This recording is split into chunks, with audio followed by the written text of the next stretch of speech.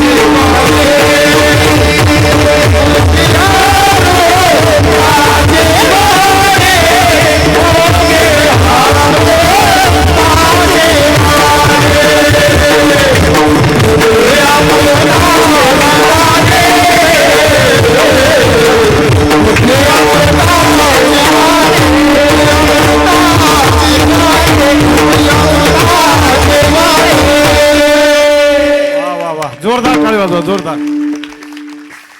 एका प्रमाणाला एका वेळाला किती चाली लागल्या? 4 चाली. आता 4 चरण घ्यायचं कामच राहिलं नाही. तुम्ही शेर तर आम्ही सवा शेर. विठ्ठला विठ्ठला विठ्ठला.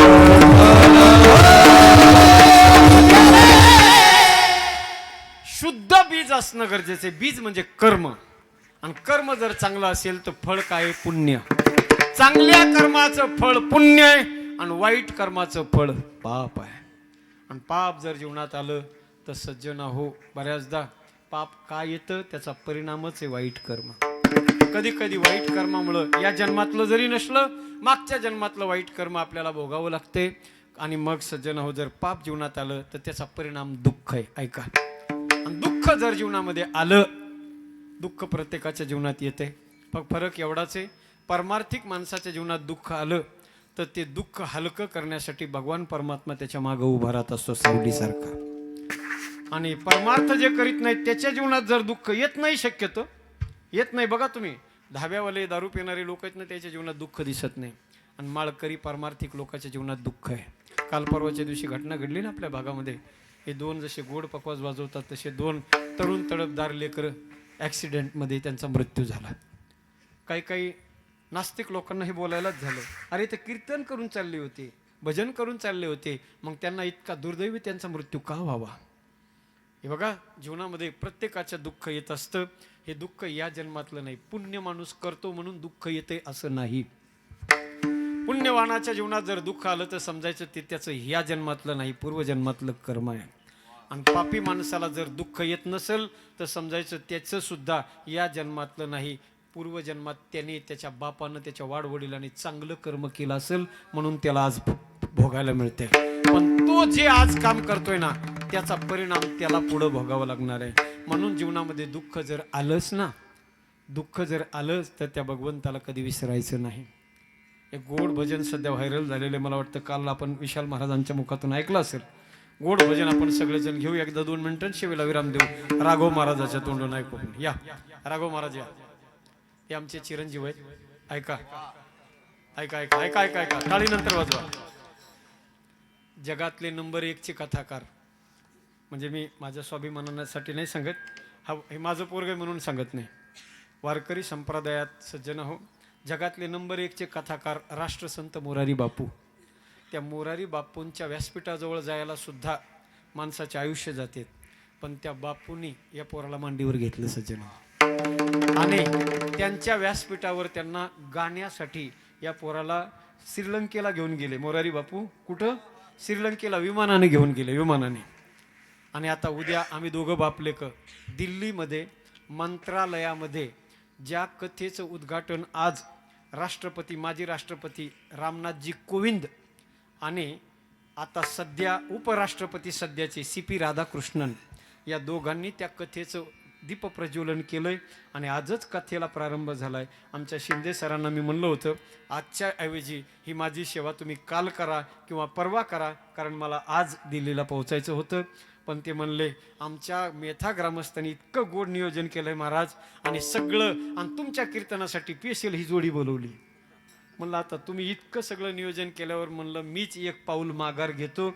म्हणून आम्ही आज तिथे न पोहोचता इथं येईपर्यंत मी कथा ऐकली. संध्याकाळची वेळ होती. उद्या सकाळी 10 ते 1 वाजेपर्यंत आस्था चॅनलवर कथा असणार आहे, आणि आमचे राघव महाराज तुम्हाला त्या व्यासपीठावर बसलेले गायन करताना दिसतील. हे सगळा आशीर्वाद सज्जन हो वारकरी संप्रदायाचा आहे, ज्ञानोबा तुकोबा यांचे. म्हणून आपण सगळेजण गोड ते भजन गाऊ. एकदा सगळ्यांनी हात वर करा आणि सेवेला विराम देऊ. आवाज फुल द्यायला.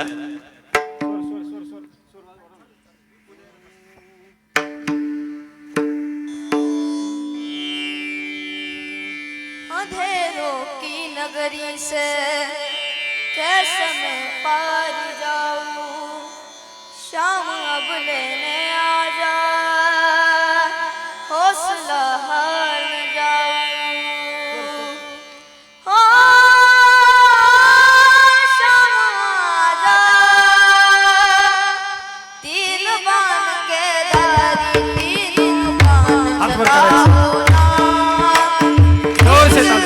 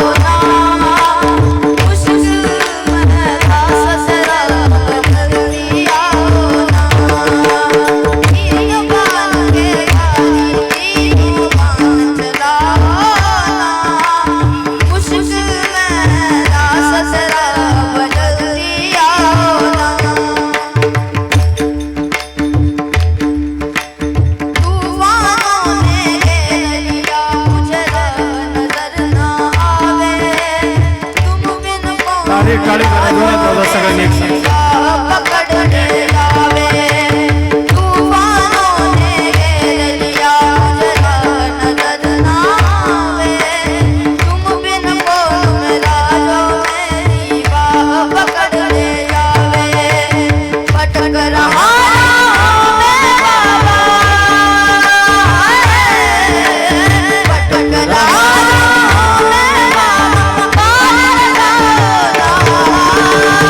Bye.